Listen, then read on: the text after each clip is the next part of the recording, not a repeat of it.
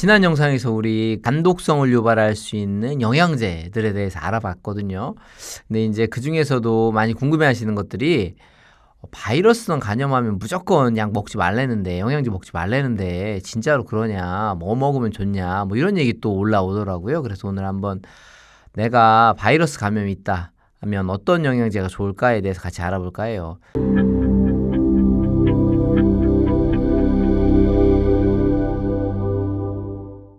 네, 안녕하세요. 반갑습니다. 건강정보 IB앨리스의 윤중식 약사입니다.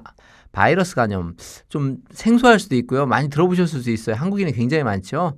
바이러스성 간염이라고 하는 것은 내 몸에 바이러스가 감염돼서 간에 염증을 유발한 상태를 말합니다. 보통 바이러스의 종류는 A, B, C, D까지 보통 알려져 있고요.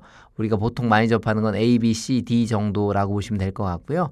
더 많이 알려진 건 사실은 뭐 B형, C형이고요. 오늘 말씀드릴 건 대부분 B형, C형입니다. 이 바이러스들이 내 몸 안에 자리 잡게 되면 강한 염증을 유발하면서 초기에 빠르게 없어지거나 내 몸 안에 내재되거나 그러거든요. 내 몸 안에 탁 들어와서 자리를 잡으면 이 녀석들이 안 나가요, 잘. 그래서 B형 간염, C형 간염은 만성화가 됩니다. 그래서 한번 들어온 B형 간염 같은 경우는 거의 일평생을 데리고 가야 되는 친구고요.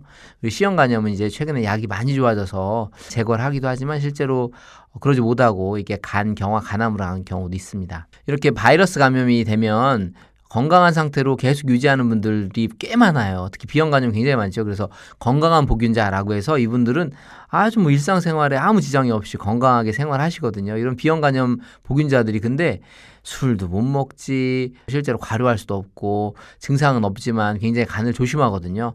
실제로 건강한 복균자라 할지라도 관리되지 않으면 이분들은 염증이 계속해서 진행되고 계속된 염증은 세포를 조직을 단단하게 경화시켜요. 굳게 만들고 상처를 유발하죠. 그러면서 그게 단단한 딱딱한 간이 되고 울퉁불퉁해지면서 간 경화로 가고 그것이 간암으로 가면서 이제 간 이식으로 가는 이런 경우가 안 좋은 경우가 있기 때문에 굉장히 조심해야 됩니다. 그래서 이런 복균자들은 내가 증상이 없더라도 잘 검진하면서 바이러스 수치가 높은지 염증 수치는 정말 높은지 체크하시고 알맞은 약제를 써야 될 것 같습니다. 초반에도 말씀드렸지만 바이러스 감염 약들이 굉장히 좋아졌어요. B형과 C형 간염 같은 경우는 굉장히 좋은 약들이 많이 나와서 이제 약 잘 드시면 되는데 굳이 약 먹을 이유가 없고 건강한 복균자라면 건강관리 잘 하셔야 되고 또 약을 먹더라도 나에게 영양제를 먹을 때 도움이 되는 게 뭐가 있을까 궁금할 것 같아서 오늘 영상 준비했어요. 자, 바이러스 간염에 걸린 우리 건강한 복균자들이 먹으면 좋은 영양제 한번 세 가지 한번 말씀드려볼까 합니다. 첫째, 단백질입니다. 아주 양질의 단백질을 먹었으면 좋겠어요. 우리가 단백질이 왜 필요하죠? 그렇죠. 근육을 만들거나 또는 손상된 조직이 회복할 때 아주 중요한 영양원이거든요. 그래서 양질의 단백질이 필요한데 이게 브라질에서 했던 연구를 찾아보니까 한쪽은 우유에 있는 카제인 단백을 먹이고요. 한쪽은 콩에 있는 대두죠. 대두. 흰 콩에 있는 단백질을 먹였어요. 하루에 32g씩 3개월을 쭉 먹였어요. 그런데 이분들이 다 C형 간염 환자였거든요. 근데 이분들한테 쭉 먹여봤더니 놀랍게도 콩단백을 먹은 사람들에서 ALT 수치가 뚝 떨어지는 거예요. 그래서 간에 염증이 회복되는구나 라는 걸 알 수 있었어요. 단백질 중에서도 좋은 콩단백을 먹었을 때 눈에 띄게 좋아졌고요.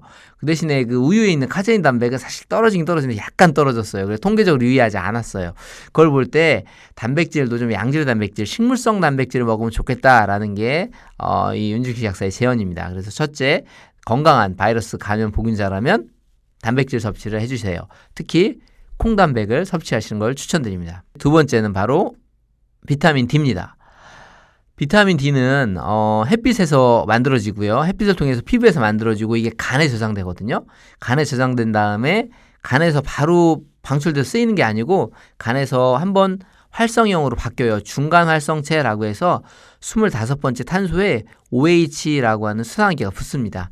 그러면 걔가 중간 활성체가 되는데요. 그걸 25OHD 이렇게 부르는데 얘가 혈액을 돌면서 이제 정말 필요한 곳에 가서는 한 번 더 활성형이 된 다음에 쓰이거든요. 근데 이 25HD가 간이 안 좋은 분들은 잘 안 만들어져요. 그래서 간염 환자들은 은근 비타민 D 결핍일 가능성이 아주 높습니다. 간에서 활성형으로 바뀌지 않기 때문입니다. 그렇기 때문에 비타민 D가 굉장히 중요한데요.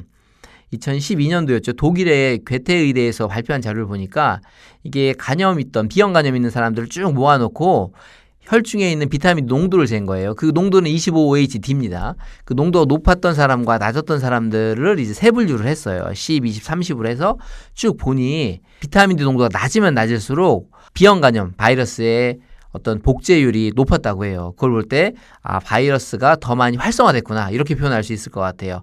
그래서 내 몸에 비타민 D가 충분하다면 비형 간염 바이러스가 증식을 잘 못할 것이다 라는 생각을 할 수 있습니다. 그래서 건강한 복균자고 바이러스의 증식을 억제하고 싶은 간염 환자라면 비타민 D를 잘 섭취하시기 바라겠습니다. 일본에서도 비슷한 실험을 했어요. C형 간염 치료제죠. 인터페론과 리바베린을 쓰면서 이게 비타민 D를 이제 보충해 주는 거예요. 실제로 제대로 된 보충을 해줬던 사람과 그렇지 않고 그냥 C형 간염 약제만 썼던 사람들의 결과를 보니까 비타민 D가 충분했던 사람들은 C형 간염 바이러스가 제거된 이후에 그 제거된 바이러스를 쭉 안 보이게 유지하는 기간이 있거든요. 그 기간이 훨씬 더 길었다고 해요. 그걸로 볼 때 C형 간염 치료가 필요하거나 치료 중인 사람들은 비타민 D의 농도를 잘 유지하는 것이 아주 좋을 것 같습니다. 비타민 D는 뼈를 튼튼하게 하는 걸로 알고 있고 칼슘 흡수를 도와주는 거 알고 있는데 무슨 말이지? 맞습니다. 예전에 고전적으로는 비타민 D는 칼슘 흡수를 도와주고 뼈를 튼튼하게 하는 영양제였는데요. 최근에는 비타민 D의 효능이 이제 비타민의 기능을 뛰어넘어요. 이제 호르몬으로 작용하거든요. 알고 봤더니 얘가 우리 몸을 지키는 백혈구나 여러 면역세포들에게 아주 중요한 역할을 하는 거예요. 그래서 면역세포들 T헬퍼셀이나 또는 NK셀들의 활성화를 증가시켰고요. 걔네들이 내뿜는 단백질을 사이토카인이라고 하는데 그 사이토카인들을 증가시켰다고 해요. 그리고 비타민 D가 그것뿐만 아니고 바이러스를 직접 죽이는 작용도 했다고 합니다. 카세리시딘이라는 물질을 얘네들이 비타민 D가 백혈구를 통해서 방출하고요. 그 카세리시딘이 바이러스의 사멸을 유도했다고 합니다. 이런 걸로 볼 때 바이러스성 감염이 있는 건강한 복균자라면 비타민 D 섭취하는 것이 아주 좋을 것 같습니다. 세 번째, 커피입니다. 커피는 영양제는 사실 아니죠. 우리가 일상적으로 먹는 기호식품이긴 한데 커피 연구가 많더라고요. 커피가 여러 가지 역할을 하는데 대표적으로 항산화 성분이 굉장히 풍부하다는 거예요. 커피 안에는. 그래서 그 커피가 항산화를 통해서 간세포의 손상을 막는다. 이런 연구가 많은데요.